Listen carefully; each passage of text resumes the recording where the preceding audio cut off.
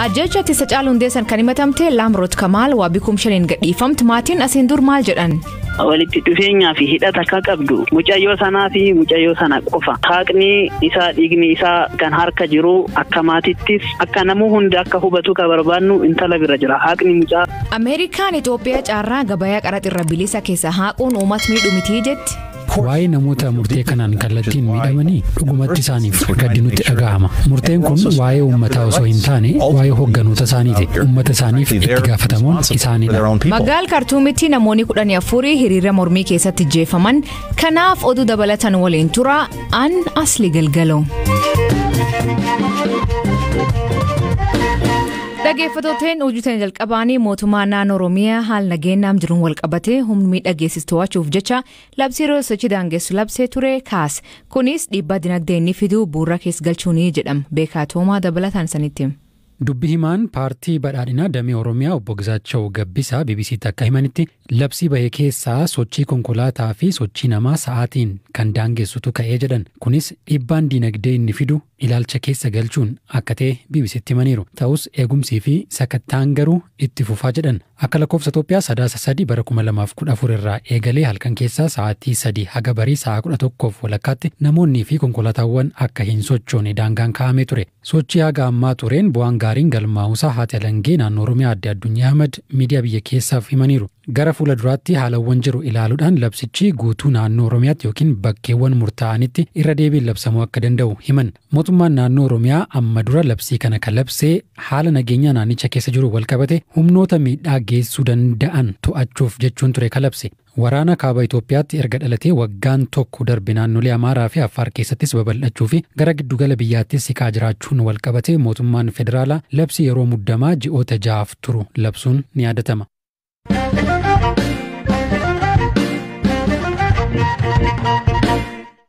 Mani murtii waliigal federaalaa yakka jecha artist Hacaaluu Hundeessan himatamtuu afraffaa kataate Lamroot Kamaal waabii birrii 5,000 akka dhiifamtu murteesse.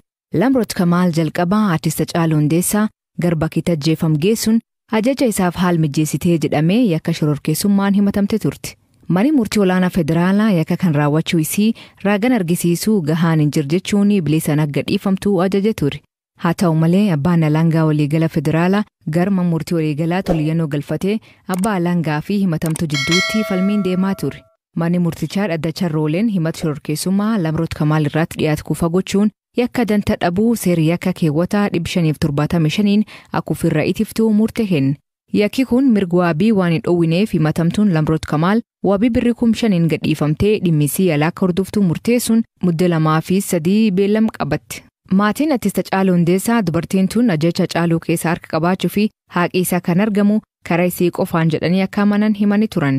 Obboleesmaan Hacaaluu Siisay Hundeessaa ammaan dura dhimma kan irraa dubbisee akkan jedhe. Anaaf dhimma kana faana walitti dhufeenyaa fi hidhata akka qabdu mucayyoo sanaa fi mucayyoo sana qofa. Haaqni isaa dhiigni isaa kan harka jiru akka maatittis akka namuu hundi akka hubatu ka barbaannu intala bira jira. Haaqni mucaa sanaa intala harka jira. Siisay wanti namni hedduun gamaa addaan baafachuu hin danda'ini dubartiin tunini hariiroo tam qabdi maatii teessan waliin walitti dhufeen qabdu wal beektu. Walitti dhiyeenyu hin jiru. Ololli deemaa tures olola baay'eedha. Dhuftee manatti isheen deessee haadha warraasaa ishee gaafattee gaafa baatu ishee gaggeessuudhaaf hojiin bahee waan akkasii olola kun mucayyoon haadhi warraan Hacaaluu ijaan argaallee kan mucaa kana agarte yeroo jalqabaatiif mana murtii lidataa sanitti ijaan argaallee hin beektu jechuudha. Walumaa galatti intala faana hariiroo walitti dhufeenya hagas jedhamu hin beeknu hin qabnusi. Garuu mucayyoon kun magaalaa nuti itti dhalanne keessa dhalattee guddattee achitti wal beekna. Magaaluma tokko keessatti dhalannee guddanne malee hariiroo walitti dhufeenya waan addaa hin qabnu akka maatittis akka dhuunfaattis. Garuu inni gaa nama biyyaatii nama magaala tokko guddatee miti har'umallee namni tokko dhufeetti dhiyaannaan fira isaati. Dhugaan yoo jiraate dhugaan jiru mucayyoo kana bira. Mucayyoon waan na beektu hin dubbatti taanaan haqiinsaa hin ba'a.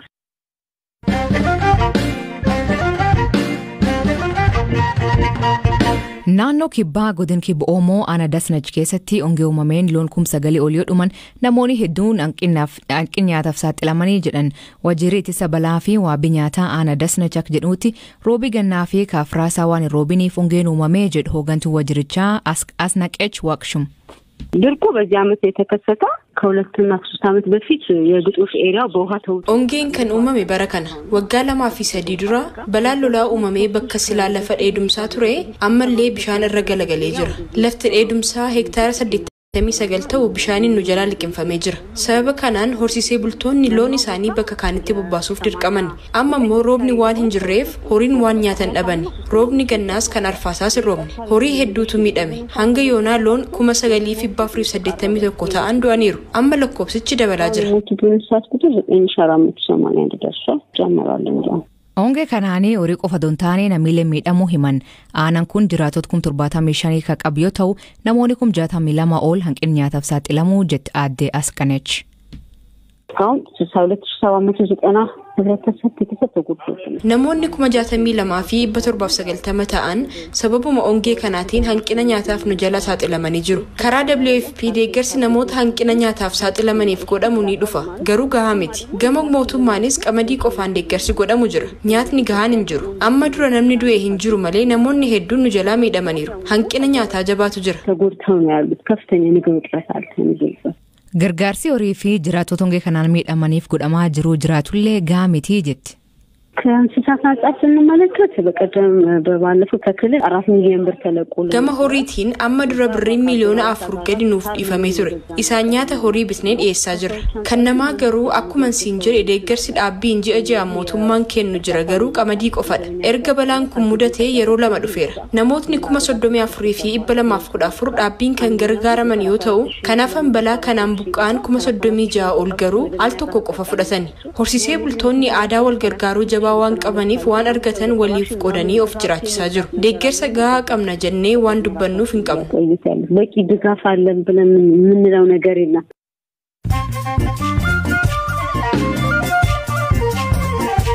Dhaggeeffattoonni ammoo gabaabaa addunyaa isanii dhiyeessaa jalqabaan mootummaan Itoophiyaa naannolee Amaaraa to'annoo hidhattoota Tigraay jala jiran Kombolchaa fi Laalibeelatti deeggarsi namoomaa xiyyaaraan akka dhiyaatu eeyyam kennuu beeksise. Naannoo Tigraay torbaanota dheeraan booda konkolaattonni deeggarsaa fe'an 369 seenan eeyyamaman. Laalibeelaa fi Kombolchaan naannolee Amaaraa harka hidhattoota Tigraay jala jiran yoo ta'an dhimma balaalii deeggarsaa kan ilaalchisee hoogganooti TPLF irraa wanti jedhamin jiru. Mootummaa Nigeeriyaa murtee US ka biyyattii taree biyyoota bilisummaa amantii yaaddessata keessa baasuu deeggaran. Ministeerri odeeffannoo Laayi Muhammed murteen kun ka haqaa fi sirrii ta'uu ibsite. Murteen kun guyyaa ministeerri haajala Ameerikaa Anthony Blinken biyyattiitti imaluu labsame. Hiriirri mormii kalee magaal Kartuum Suudanii geggeeffameen namoonni 14 du'uu daktaroonni himan. Namoonni 10,000 lakkaa'aman bulchiinsa waraana mormuunii daandiitti ba'anii yaada isaanii dhageessifachaa turan. Namoota ajjeefaman keessaa ijoolleen jiraachuu himan. Shororkeessitoonni mana hidhaa Keenyaa keessa miliqan adoo baqir jiranii qabamanii madda deebifaman. Namoonni 3 akka malee hamoo jedhaman Soomaaliyaatti baqachuuf yaalanii jedhan. Isaan keessaa tokko Haleelaa Yuunivarsiitii Gaarrisaatti lubbuu namoota 148 galaafateen qood keessa qabjechuun himatamee hidhame. Pireezidantiin Keenyaa Uhuru Keenyaataan seera haaraa baqattoota fi carraa barnootaa fi hojii kennuu mallatteesse. Seerri haaraan kun akka baqattoonni salphinaan hawaasatti makamanii fi jireenya dansaa argatan godha. Mootummaan Keenyaa jijaan booda kaampii baqattoota lamcufuu fi karoorfatee jira. Hoogganaa mirga namoota US ka ture Malcolm X bar 1965tti ajjeesuun kan itti murame namoonni lama addaabbiin isaanii addaan cituuf Mohamed Azizi fi Khalil Islam haqisaniif maluu hin arganne jedhee abbaan alangaa aanaa Manhattan Cyrus Vance Jr. Media New York Times takimanitti FBI fi poolisiin ragaa jarkanaa bilis baasuun maluu waltaa'uun dhossanii jedhe.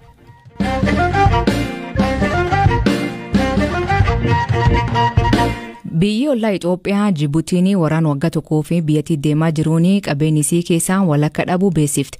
Ministeerri maallaqa Jibuutii Ilias Muusaa BBC'tti himanitti Jibuutiin walakka qabeenyisii jechuun $1 biliyoon 1.7 dhabdee jedha. Kunis kataa'een sababa hariiroon daldala biyyoota lamaanii dhimbeetta 20 gad buuteef jedha. Now what is worrying us is 20 years of hard work. Amma wanti nu yaaddeessaa jiru dhamaatiin keenya ganna 20 misoomni naannoo kanatti Itoophiyaa fi Jibuutii jidduutti hojjetamaa ture gaaffii jala galeera. Nuti osoo ka'umsa waraanichaa hin ta'in kun kan ta'e. Kanaaf pireezidantiin keenya yeroo mara nagaa kan jedhaniif naannoon kun waan amma argaa jiru dandamachuu hin danda'u. Biyyi xiqqoo Uummata miliyoona tokko Jabuutiin kana dandamachuu hin dandeessu. Durumaanuu rakkoolee hedduu qabna. Sababa waraana hin barbaachifneen rakkoo dabalataaf saaxilamuu hin qabnu. Kanaaf baay'ee jabeessinee waaqa kadhachaa jirra. Waraanni kun dafee akka xumuramu. Kun nama eenyuufuu gaariidha. Wal waraanuun olitti wantootni hojjechuu qabnu jiru. We have better to do than fighting each other.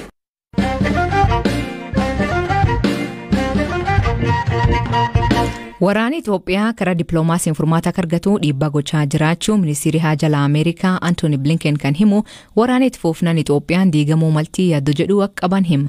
Anthony Blinken turtii BBC waliin taasiseen dhimmoota waraana Itoophiyaa hookkara Suudaanii fi imaammata Ameerikaan Afrikaa irratti qabdu dubbate. Kan Itoophiyaan yoo eegallu Ameerikaan Itoophiyaa caarraan gabaa qaraxirra bilisa AGOA keessa kan haaqxe waraanni biyyattii mariin akka furamuu dhiibbaa gochuufi jedhe. Namoota murtee kanaa fi kallattiin miidhamaniif itti gaafatamtoonni hogganoota siyaasaa biyyattii jedhe.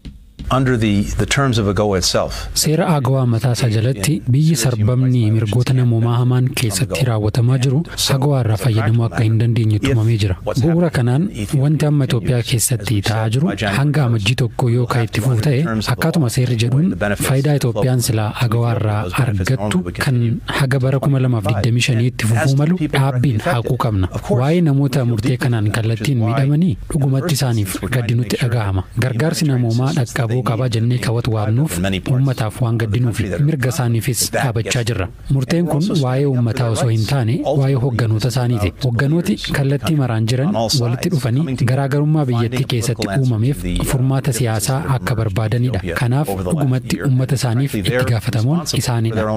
Dhimma Suudaan irratti ajjecha waraanii biyyattii lammiilee nagaa bulchiinsa siviilii deeggaruun hiriira baanirraa raawwatu balaaleffatee ministeerri muummee Abdalla Hamdok torbanotaan dura waraana aangorra kaafame bakkaatti deebi'uu qabaa jedhe. Well, I think the generals have to listen not only to the international community but first and foremost. Akka yaadutti jeneraalonni Sudaan hawaasa idil addunyaa qofa osoo hin taane duraan dursee uummata isaanii dhaga'uu qabu. Uummanni Sudaan cehumsi bulchiinsa siviiliin hoogganamu akka bakkatti deebi'u akka barbaadan ifa godhaniiru. Adeemsi seena qabeessi Sudaan gara dimokiraasii fi badhaadhinaa ceesisuu danda'u waraanni aangoo fudhachuu isaatiin gufateera. Amma wanti murteessaan hoogganoonni waraanaa Sudaan uummata isaanii irraa akkasumas hawaasa idil addunyaa irraa dhagahuu qaban cehumsa bulchiinsa siviiliin hoogganamu bakkatti deebisuudha. Ministeerri muummee Sudaan nama beekamtii seeraa qabudha jedhee yaada. Kanaaf inni aangoo isaatti deebifamuu qaba. Dabalataan namoonni hidhaman gadhiifamuu qabu. Hunda caalaa garuu hokkorri adeemaa jiru dhaabbachuu qaba. Kaleessa cehumsa gara dimokiraasii deeggaruun sababa sagalee isaanii dhageessisaniif qofa namoonni hedduun ajjeefamuun gonkumaa fudhatama hin qabu. The democratic transition is totally unacceptable. Bara bulchiinsi Donald Trump imaamatii Ameerikaan Afrikaa irratti qabdu dhiibba Chaayinaa dur dhaabbachuu ta'uun imamaa ture. Imaamatii bulchiinsi Biden Afrikaa irratti qabu maalii gaaffii jedhu. Our Africa policy is about Africa, not about China. It's about the Imaammanni nuti Afrikaa irratti qabnu waa'ee Afrikaati malee waa'ee Chaayinaa miti. Waa'ee hariiroo Ameerikaa fi biyyoota arditti hunda waliin qabnuti. Kunis dhugaa bu'uuraa tokko irratti kan hundaa'edha. Gaarummaa uummata keenyaaf jecha wanti addunyaa irratti hojjechuu feenu martisaa Afrikaa malee milkaa'uu hin danda'u. Waa'ee jijjiirama qilleensaa yoo haasofnu Afrikaan qaama furmaataa ta'uu qabdi. Waa'ee weerara dhukkuba COVID-19 yoo kaasne Afrikaan qaama furmaataa ta'uu qabdi. Dhimmoota kana lamaan irrattuu michooma tolfachaa jirra. Waa'ee dinagdee hirmaachisaa yoo haasofnu uummata dargaggeeyyii fi lakkoofsa uummataa biliyoona tokko ol kan qabdu Afrikaan dirqama qaama furmaataa ta'uu qabdi. Yeroo dimokiraasiin daddaqamaa jiru kanatti waa'ee dimokiraasii fi mirgoota namoomaa yoo kaasne Afrikaan qaama furmaataa ta'uu qabdi. Dhimmoota kana hunda irratti michooma ijaaruu feena. Asirratti wanti dhumaani jechuu fedhu kuni hundi dargaggoota irratti xiyyeeffate. Uummanni Afrikaa ammoo irra hedduun dargaggoota. A lot of this, as I said, is grounded in young people, precisely because the population is so young. Dhaggeeffattooteen sagantaan irraa ganumaa waliin turuu keessaniif ulfaadha isaniin jenna. Mammaansi galgal kanaa gurri dabarsuu ollaa walitti naqii hammaanii kooment keessan nu beeksisa. Sagantaa kan qophees Beekaa Toomaa gam teknikaatiin Oskar Bunga keessaniif dhiyeessan asli galgalooti akborisaatti akkana nagaa waaqa kee bulaa oraa bulaa deebana hangafamaan dhan bulaa.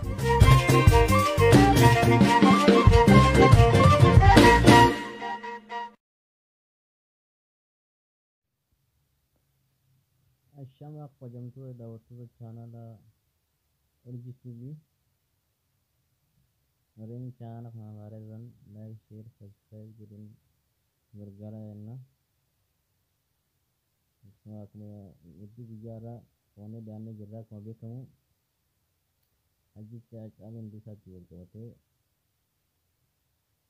kan akka nama ajjeesetti yookaan akka nama ajjechaa jaalatu gaatummaa fudhatee namni kan hidhamte Laamroot Kamaal guyyaa har'aan tanaa wabii birrii 5,000 dhaadhaa gadhiifamtee jirti. Akkuma beekamu duraanis Haacaaluu Hundeessaa kan ajjeese mootummaadha.